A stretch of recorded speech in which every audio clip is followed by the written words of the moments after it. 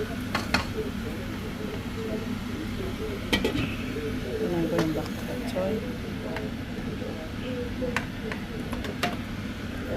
Seasoning, garlic.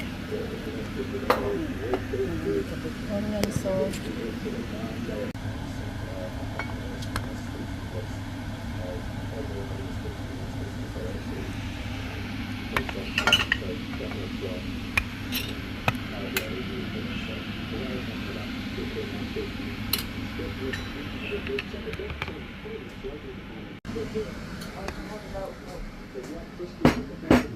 There you go. This is our lunch adobo with pak choy.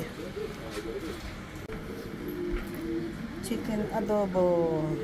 This lolorob.